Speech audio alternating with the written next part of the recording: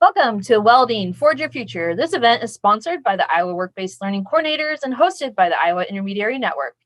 Thanks to a partnership with Iowa Skilled Trades, we have a great group of welding professionals joining us today to share their passion for their profession and the growing need for more people to become welders. Panelists today include Jason Becker, Stephanie Hoffman, David Madero, Scott Raabe, and Brandon Patterson. I'm going to turn it over to our moderator for today, Intermediary Megan Cruzy, to learn more about our panelists and why you should consider a career in welding. Good morning. Thank you, Anne, very much for those introductions. Okay, we're going to go ahead and jump into our questions. Thank you all for being here with us. I will start with Brandon. Can you please list your name, your company, and kind of talk about your position, your background, and how did you get into welding? Yeah, my name is Brandon Patterson. I am workforce development for Iowa Skilled Trades, which is a nonprofit and home builders association. I actually got into the trades, just born into it. My family owns and operates a plumbing business in rural Iowa. So I just grew up in it, born into it, down in a hole very early age. I actually don't have as much welding experience as everybody online here, but just here to promote the trades and try and spread awareness about all these opportunities that are available in the trade. Great, thank you. That's pretty cool that you grew up in that. That's nice. The next one, let's do Jason. Do you want to kind of say your name, the company, your position, and then just give us a little background? Sure. My name is Jason Becker. I'm the program manager for the welding program at Valencia College in Orlando, Florida. I oversee 2 locations and 4 classes. I also host the Arc Junkies podcast, which is a podcast dedicated to welding. I also sit on the board of Crew Collaborative with Brandon. That's how we met. And the mission of that organization is to help get people into young men and women, such as yourselves, into the skilled trades, be it welding, electrical, plumbing, anything like that. I actually got into the skilled trades because my family has a long line of blue collar workers.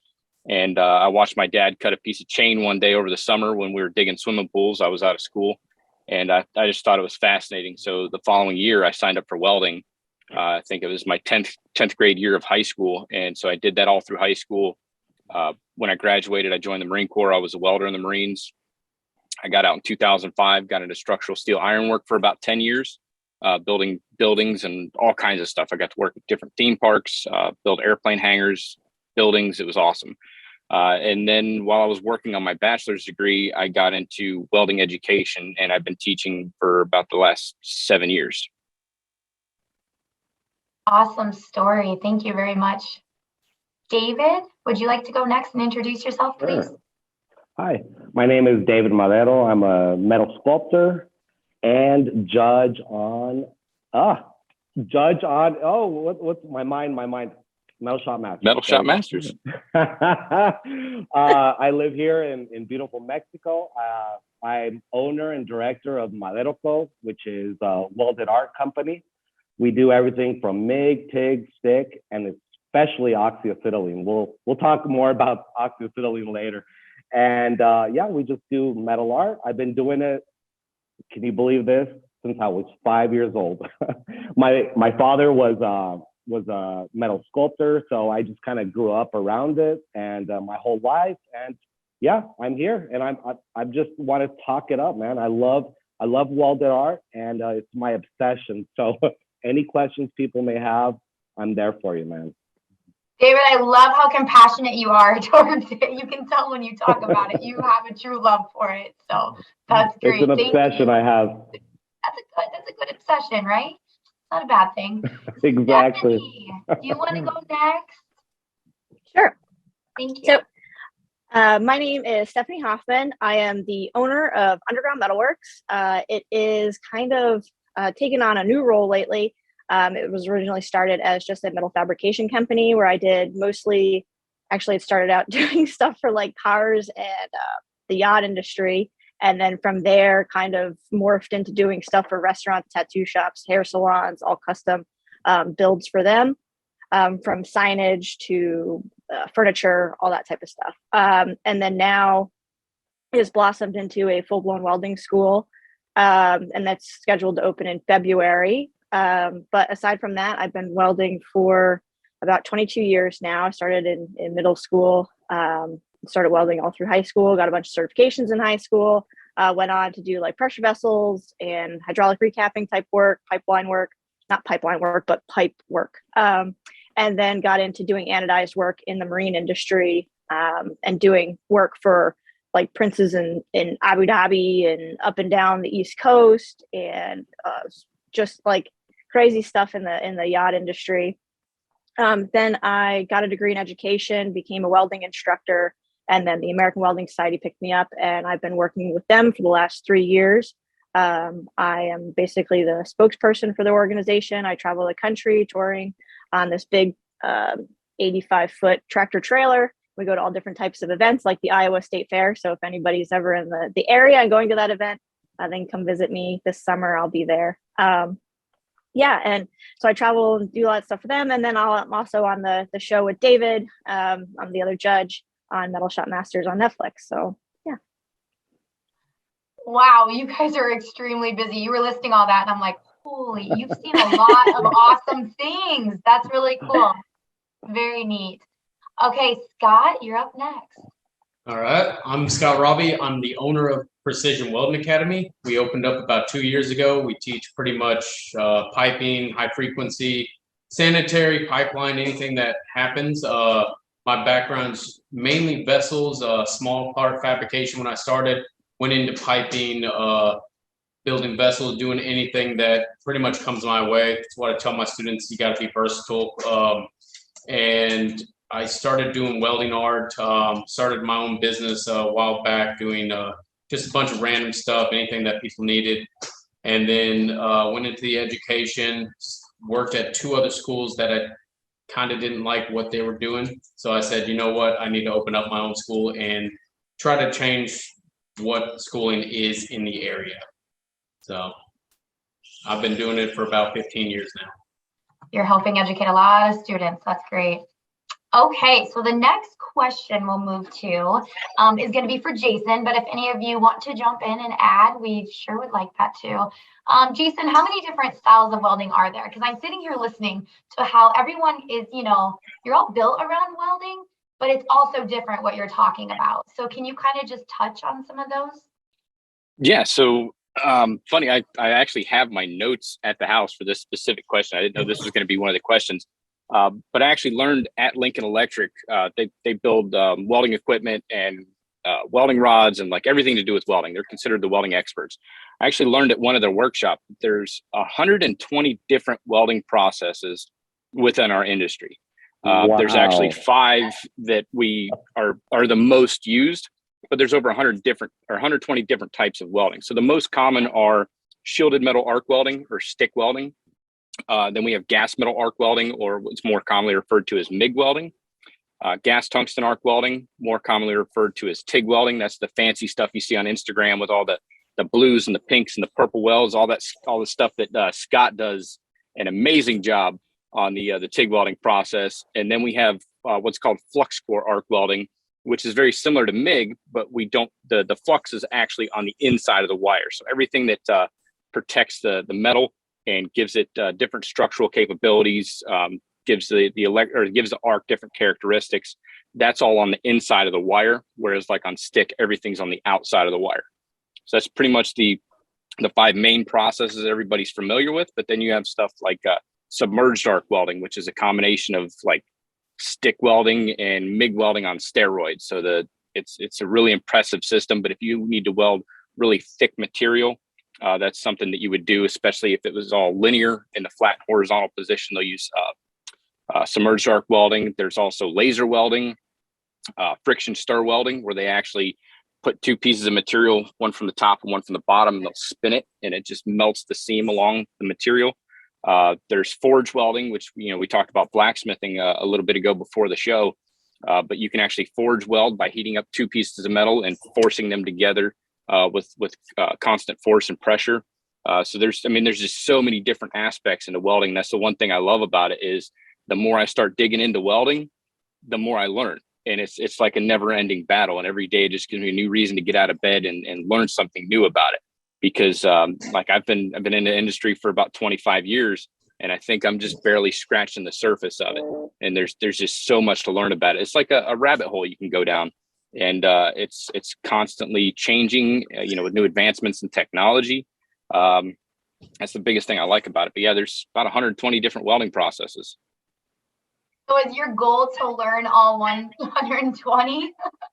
No, I'm Maybe. content with the 5 that I know, but I'm always willing and open to learn, new processes like the laser welding and friction stir. That's something I haven't had access to.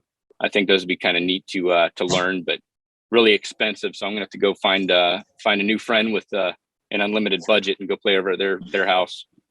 I love though your point when you said it's a reason to get up. Like, I love how you enjoy it so much and you're so compassionate about it that you do get up and you learn. It sounds like it's just, you can learn all the time about it because there's so much that you can do. So thank you for that answer. That was very good. Thank you.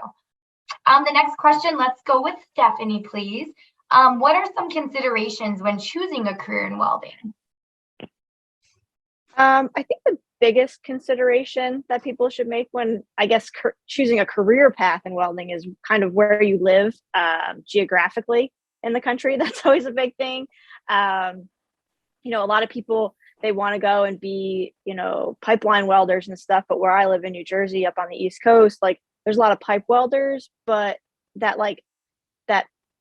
that image of being a pipeliner and, that's like a out West thing, and if you're not willing to travel, you really got to take those types of things into consideration. The type of lifestyle that you want to live. A lot of people, everybody wants to be an underwater welder, but they don't realize sacrifice your home life. You sacrifice your home life basically to go and do jobs like that. There's not many, what's the chances of you working a 9 to 5, being an underwater welder, and that's happening right down the road from your house for the rest of your career. It's probably slim to none that that's going to happen. So just kind of being aware of things that could be limiting in your area, and try and focus on those types of things. But if you're willing to travel and you want to go and, see the country and stuff, then yeah, go for some of these more, exotic type industries. I think the biggest thing, another big thing that people have to realize, there's a lot of crazy numbers always being talked about what you can make in the industry. And that is not the case for everybody. There are plenty of people who weld pipe, but don't make $150,000 a year. So I think sometimes, pulling away a little bit of these preconceived notions of what the salary is for certain career paths is something that needs to be, very upfront with these students. I think teachers sometimes like to be very overzealous in selling a specific career pathway to their students, and sometimes it's not reality. And you don't want to set your students up for kind of feeling like they got duped. You know what I'm saying? So I think it's really important to be wise about what the pay scale is in your area and what the pay scale is in the areas that you're willing to go and travel to. So, on the East Coast here by me, it's big union money. So it's pretty open what your pay rates are going to be. We do make pretty decent money on this side of the country, but then there's some more, in the Midwest and stuff like that it's very hit or miss. It's just a different lifestyle. So I think those are things that you really do have to consider is where you're at, regionally, for what your pay is going to be, and if you're willing to make some moves and travel and stuff like that. Very good point. That is so true. So I agree with you. It's always good to do your research because you just never know. So are your hours, Steph, do you have to work sometimes, on the weekends, or do you typically get okay hours, or? Well, I own the company, so I you can do what yeah, that is nice. But I mean, when I first started, I was working for people that, everything's on a time crunch. So when I first started, when I was doing pressure vessels and stuff, I was be there all night if a job had to get out. Yeah, there's a lot of overtime in that type of, and sometimes it's shift work. They have a day shift, a night shift, and then, they have 3 shifts in one day. It depends on the job. If you're doing outages and stuff, you might be ripping 12-hour days and they're doing a day shift and a night shift. So it all depends on where you want to go to work. If you're like the work that I happen to do now, when I was doing a lot more marine work, when some of these sport fishing yachts would have something break on their tower or something like that, like that's money in their pocket that they're losing. So yeah, you'd have to, bust your butt and get those jobs done and stuff, because they're paying the captain, they're paying for all these things that are not happening, while you're working. So it's really important that you do work fast. So, but there's some jobs that it's just, typical 9 to 5. As an educator, it's never a 9 to 5. And I know Scott and Jason, they can attest to that. You go home, you work. It's just like, you're always thinking about your students. It's a different lifestyle. Yeah. And then as a business owner, so if you're looking to become a business owner, your day isn't over at, after 5 o'clock. You just think, oh, did I order that? Oh crap, that broke. I got to call somebody to come in for that. I got to get this delivery, or this needs to be done, or, there's always something going on. So, but there are plenty of jobs out there that you can go work for somebody, and it's 9 to 5, a lot of manufacturing, some basic fab work.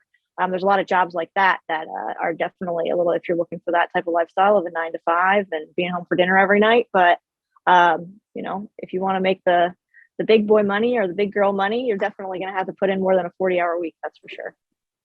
Very good advice. Thank you. Thank you very much. All right, let's move down the line here. Let's go with Scott. Scott, how has technology changed the work of like blacksmiths and welding in general? Well, I think it's taken a lot of the, the production jobs out of welding. A lot of people that were running the same bead constantly all day, every day for 12 hours. A lot of those jobs have been kicked over to robots. We still need welders to run them, but it takes a lot of the manual work out of it.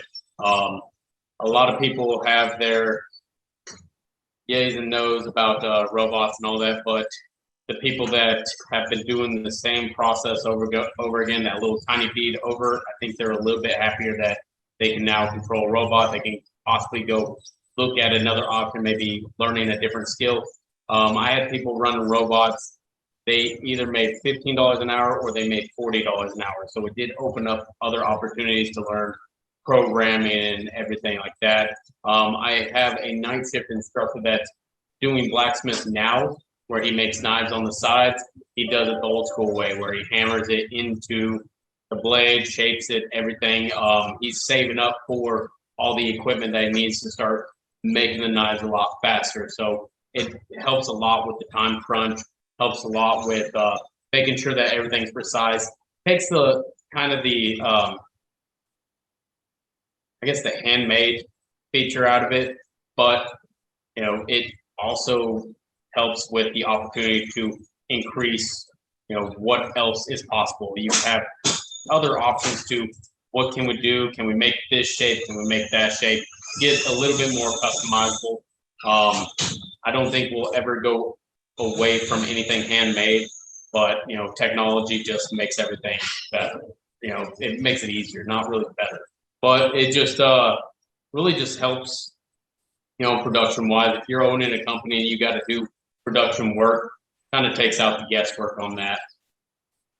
Absolutely. Yeah, you do hear a lot of technology changes and whatnot, and I agree with you. There are some people that are like, oh, the robots, but it sounds like they can, there's still people keeping jobs, but they can be a big help too. So very good. Yeah. Thank you. One more thing I wanted to add to that too.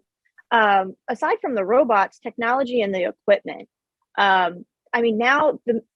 when I learned, and everybody else on this panel, when we all learned welding, you had these crazy machines with these very rigid, clunky knobs and levers, and just now the margin of error for just machine setup is even better. You can have somebody who knows very little about welding, and they're not a robot, but the machine itself can be programmed exactly to what you need, and basically that room for error is eliminated a little bit, at least somewhat. It still comes down to the operator, but you can set the machine, tell it what material running, what the thickness is, and it'll set your voltage and your amperage, and your everything is done pretty autonomously now on a lot of these newer machines. So I think that's pretty unique and awesome to our industry, is that the machines have adapted to make life easier for us too. Yeah, that's amazing. Who knows? And you just think, where is it going to be 20, 30, 40 years from now? So it's amazing technology. They're they're essentially computers right now. I know in my lab, half the pieces of welding equipment that I have, it's a computer. And when they come out with new waveforms and new technology, all I have to do is take my laptop out to the lab and update the machine. So a couple of the machines I have, there's 458 different modes of metal transfer in it, just because of the waveform technology. And like there's about four of them I use, but I have access to that technology to be able to change the waveform, depending on the type of material that I'm welding on, the thickness of the material, the diameter, how good or, not skilled the welder themselves are. There's machines out there like Fronius that'll actually compensate for poor technique. So I mean, there's a lot of technology that's available to make welders better, and I think they're putting a lot of that stuff into the machines because we do have a shortage of welders currently. So technology's kind of helping to fill that gap a little bit. Very good. Thank you guys very much. Brandon, let's go to you. Can you kind of talk about like the job outlook for the welding industry? Yeah, absolutely. Jason was kind enough to send me over some stats from the American Welding Society, and then I'll add kind of like an Iowa spin on that. So currently there's 750,000 welders employed in the United States. Something big to pay attention to is 160,000 of those welders are nearing retirement age. So you hear a lot in our industry, 4-to-1 or a 5-to-1 ratio of those leaving the workforce to one coming back in. And that's Iowa's the same. It impacts us just like that does across the United States. Out of that, 78,000 of welding jobs filled annually. So you can see that you're not really making up that gap of the people leaving the workforce.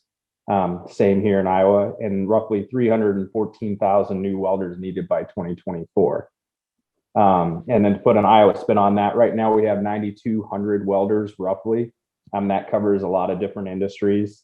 And then we probably need by 2026, with the growth between 15 to 20% is what they're reporting right now for 2026, another 1,300 to 1,800 welders that we need by that date. So once again, with all those retiring, it's very hard to make that gap up.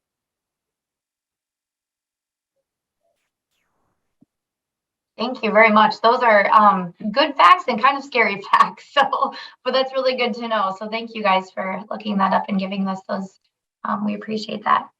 And then David, you are next. Can you talk about some of the like non-traditional pathways in welding? Yeah, sure.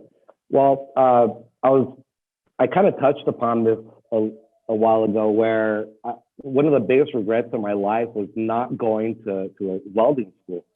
So, I kind of learned off of just, pressing the button, pushing down the pedal, turning the gas up and down, but I wasn't very technically proficient at welding. So when I do these monumental sculptures, I mean, I could kill somebody if I start doing especially the structural welds, right? Because those have to be way, way perfect, and, X-ray and all these kind of things, which I don't do. So one of the biggest regrets of my life was not going to welding school. But I mean, the kids who are doing all of this, they can easily, once they, get all that, the technical aspect out of the way, go right into metal art.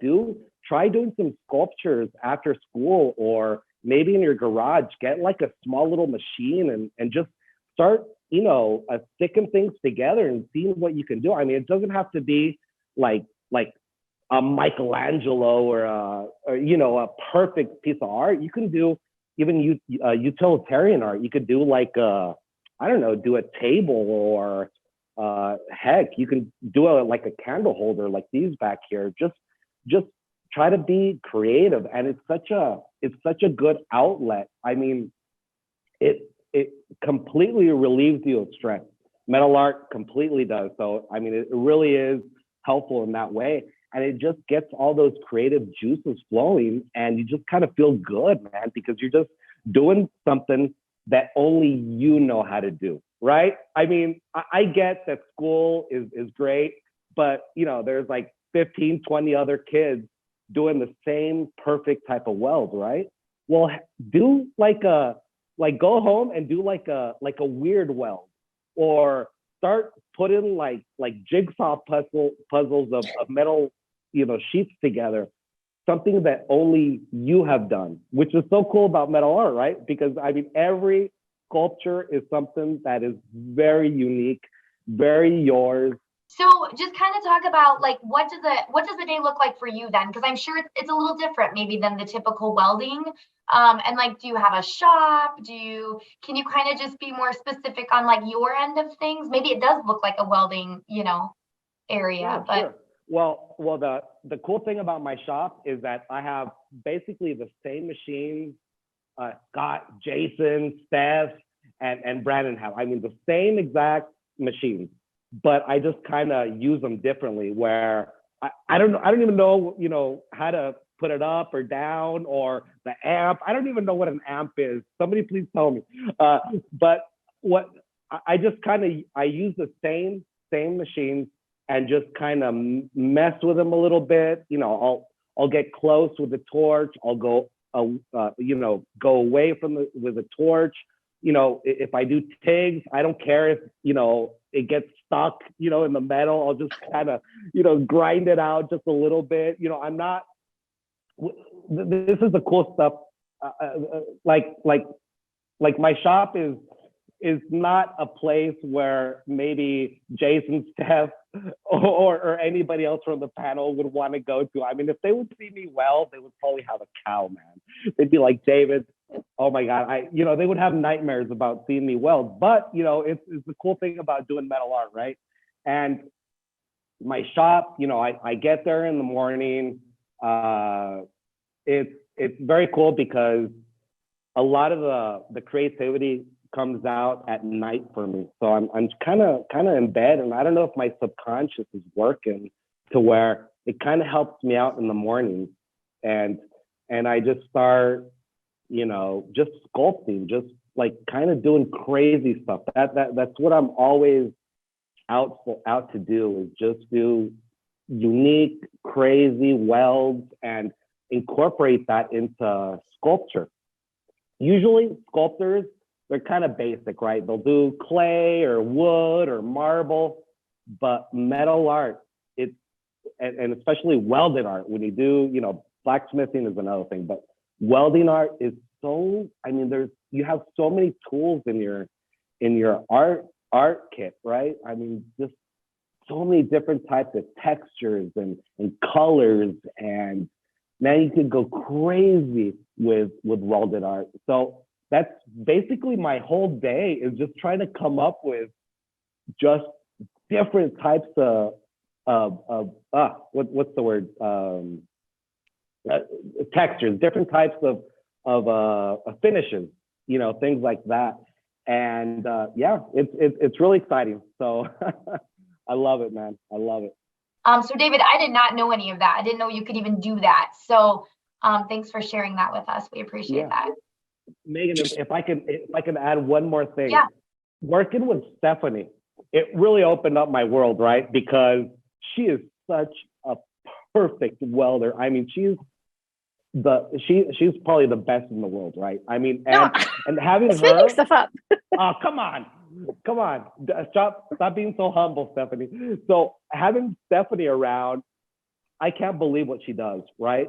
And it's so amazing. So even though I do crazy stuff over here, what I see Stephanie do, I'm like, oh my God, like it's unbelievable how perfect those welds are, or those finishes. And then like everything that's in her head. And, of course, Jason, of course, Scott and Brandon. I mean, what's in welders' heads, I mean, they're extremely smart people. They're some of the smartest, ingenious, just problem-solving people I've ever met in my life. And I I'm think sorry, patience, I just wanted to, like, you have to have just wanted to patience. say I don't that. know how Yeah, no, and that's a really good point. And we, the students I work with, I hear a lot of, oh, but I'm a female. I probably, and we don't see a lot of female welders. So I think it is awesome that you said that. That was a very nice compliment towards Stephanie. And I'm glad that she was able to give you better insight. I mean, that's good. It gives a good perspective to on what she does.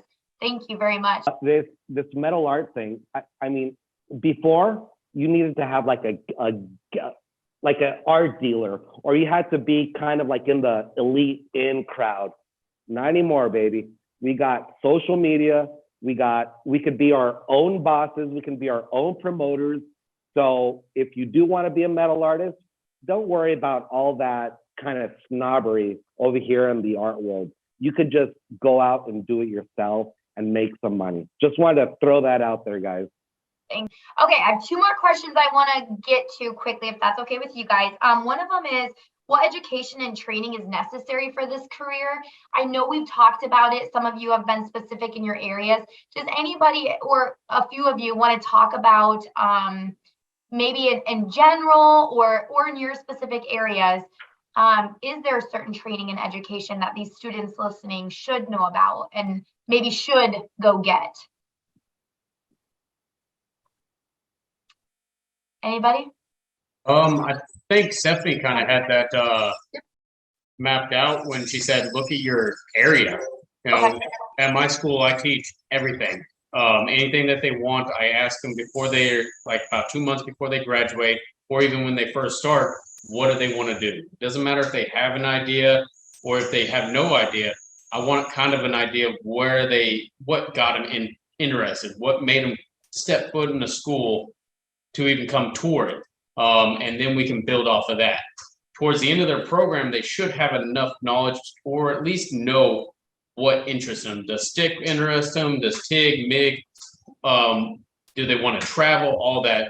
But if you don't know what's in your area, if you haven't talked to anyone, if you haven't done your research, you're not going to know what's out there.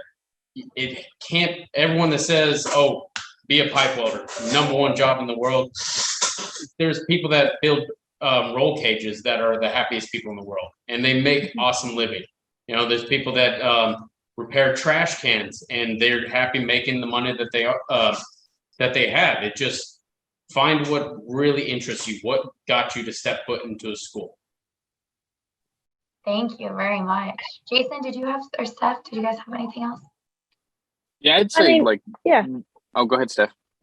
No, I was just going to say, looking for schools that offer certifications. I mean, you don't have to necessarily be like, oh, I'm going to go to a 2-year welding school at this, a college. You can go like Scott and I, we both run schools that are a little bit more short term in training length, and find schools that fit into your schedule and your budget, and look for schools that are going to offer some type of certification. Now, is certification the end all be all to being a good welder? Absolutely not. But it's just something to kind of prove that you do kind of know what you're doing, and maybe that you've passed this test before, and that you should most certainly be able to do it again. So it's just something nice to see as an employer that you've taken the effort to go and get something like a certification. Even if it's like just NA in the place that it's for, it doesn't have to be a national level certification or company driven signed off one. But even if you just go out there and just get yourself a certification, and certifications, I mean, you can go to a very long-term program, but some people pass a test, you can get 40 hours in and how to pass a plate test, I mean, and that's all based on your own skill level and how much time you're willing to put in it, and how much attention you're paying to your new craft that you're trying to get into. So I think there's training out there for everybody that'll in this industry, whether you want to get into something where the engineering side or the robotics side, where you might need some more college stuff, or if you're looking to just dabble and see if you like it, there's night programs, single day courses, that a couple month long programs. There's just so many options, and there's such a need for welders that if you want to get into it, there's a will and there's a way that you can make training work for you. And training is always better than no training when it comes to employers. And most employers are going to do a lot more on the job training with you, because a lot of places it's going to be very codes. They have their own specifics that they have to be adhering to and stuff like that with codes and specifications and stuff. So I'd say don't be intimidated and just go out there, take class, see if you like it. And then, I used to teach high school welding for several years. And the biggest thing was you always get these kids, everybody wants to be a pipe welder. Everybody wants to be an underwater welder, but not everybody is good at those things. So not everybody's a great stick welder. Some people, hey, you can be MIG welding, you can do more fabrication, high production, stuff like that, manufacturing, and I think it's sometimes up to the educator to also help and facilitate the students and kind of opening their eyes to what else is out there than what they just heard about. So. Great advice. Thank you. Jason, did you have something? Yeah, just to kind of go off, very similar to what Stephanie was saying, not everybody that goes through a welding school is going to come out and be a welder. But what it does allow you to do is get exposure to it. So I've had students that come through the program and they realize, hey, you know what, this welding's not for me. I'm either not able to grasp the concept, or I think it's cool to watch other people do it. But, they might get into equipment sales, or they might get into, troubleshooting or consultation services or training services. We have students that go through and they decide, hey, you know what, I want to take this to the next level, and they'll go off and get a welding engineering degree. Because if you think there's a shortage on welders, there's a huge shortage on welding engineers, because people don't ever get exposed to that area. But we need welding engineers to make sure that when we stick things together, that they last and they support the intended load. You also have certified welding inspectors. You can get into that, because we need people to inspect the welds that the welders produce. There's just so many different facets of the industry. And one thing I recommend is, once you get into welding school, like, I can never get enough of it. I've been to 4 hands-on training welding schools throughout my career. And then as an educator, I continuously go back and learn more, try to advance with the technology, excuse me, so I'm not being left behind. Mm-hmm. So, go to training seminars. I mean, there's a lot of stuff online you can do. But one thing I tell students coming into the program is, I always hated math when I was going through high school, because it was never relevant. And on top of that, I'm dyslexic and I have ADD. So if I'm not interested in a subject, it's hard for me to follow along and pay attention. But as a welder, I get to work with these, and I think that's what makes the biggest difference. So if you're going to get into a welding school, find a place that's, you have a lot of hands-on training, and you actually get to learn the math that's required. Because now that, I never understood the Pythagorean theorem or why it mattered until I had to build a staircase. Now it all makes sense. Now it's relevant. So I want to learn this information. It's like, man, if you start picking up all the stuff you remember from back in high school, sitting there thinking, like, when am I ever going to use this stuff? And now all of a sudden, I'm working with fractions and decimals, and now it's all making sense because it's relative to what I'm doing and what I'm interested in. So I think, once you get into these hands-on trades, whether it's welding, electrical, plumbing, pipe fitting, whatever you get into, you're going to realize that all this stuff, it's relevant. And you now you get excited that this information, and then you start digging a little bit deeper.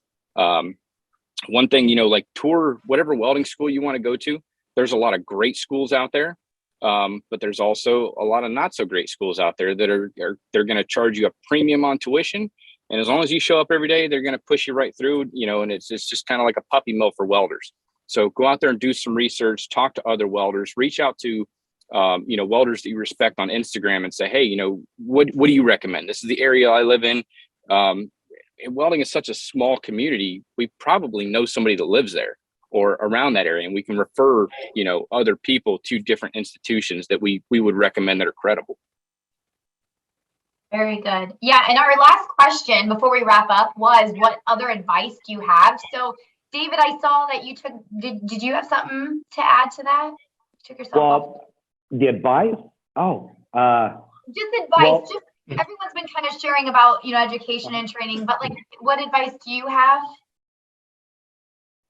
Well, I'm just gonna go ahead and repeat that. Just go to welding school, guys. Please, just get this stuff done. Learn about it. There's a pretty good analogy to where, before you go into metal art, to kind of get all that technical stuff out of the way, there's a good analogy to that. It's like there's the famous, amazing Picasso, right? Pablo Picasso. Picasso, what he did is, before he did all that crazy cubism and all the, the cows with the eye over here and then the tail over there, before he did that, Picasso was an unbelievable realist painter. I mean, he did everything like perfect, but photographic almost. He was an amazing realistic painter. And then he kind of went into all the crazy stuff, little by little, right? So I kind of want to take that analogy and throw it onto the welding world, right? And the welded art world also, to where just kind of get all the perfect, the technical stuff out of the way, and then start doing all the crazy stuff that I do, and just messing with the machines and you know, just using like doing all those weird welds and textures, but just kind of get that stuff out of the way. And you know, heck, you could be both things. I know so many people out there like Stephanie, who is an amazing welder, and she does metal art. So you can split your head into two, right? You can have the technical and the artistic, and be like Stephanie, guys. Be like Stephanie. Brandon or Scott, did you guys have any last comments or any advice that you guys wanted to share? This has been so great. Yeah, I mean, going off of what Stephanie and Jason said too, with some of their stuff, Iowa being very agriculture heavy, manufacturing heavy. Like, I still believe in going to like a welding school, maybe getting some certificates. It doesn't matter if you learn through maybe even a union apprenticeship, going through the plumbers and steam fitters or something like that, going through that whole process, and then deciding that you want to do something else. You can take that skill with you across multiple industries. I don't want people to think that they're just stuck as a plumber and steam fitter. And there's nothing wrong with that job. It's an amazing job. But if you decide kind of like that it's not for you, you can come into the agriculture world. You can go into manufacturing. You can start your own fabrication company. I know in our world, on the residential home building side, we need people fabricating staircases like crazy right now, and those types of really neat art pieces and things like that for homes. So you could start your own company after going through a full apprenticeship, and kind of go your own way. So I agree 100% with what they're saying there. So don't think that you're stuck after you're doing something. There's plenty of other things out there. Wow, so many possibilities. You guys, this is great advice. Scott, did you have anything? And that's okay if not. Just don't want to leave you out here.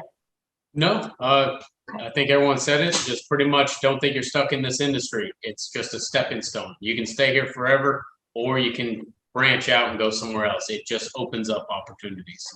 Perfect. Well, I want to thank you guys. Anne is going to also, but I've got to tell you, this has been a lot of fun. I've never had such a panel that has been so bonded, and you guys have so much in common, but yet you're learning so much from each other. And that amazes me, sitting here listening to how professional you guys are and what you do. So thank you for, taking time to educate us and the students. Anne, go ahead. Thank you guys. Exactly what Megan said. Thank you so much to Jason, Stephanie, David, Scott, and Brandon. You were great examples of having the students explore their passion and hone in their skills and find really a career pathway that fits what they want to do in their life. So again, thank you to our panelists. If you'd like to explore more career opportunities like the one you just saw, make sure you check us out, the Iowa Intermediary Network, on our website, iowain.org. And again, thank you to Iowa Work-Based Learning Coordinators for sponsoring this production today, and Iowa Skilled Trades for a great partnership in helping us secure our great panelists today. So once again, thank you, and hopefully you will explore more in the welding career pathway.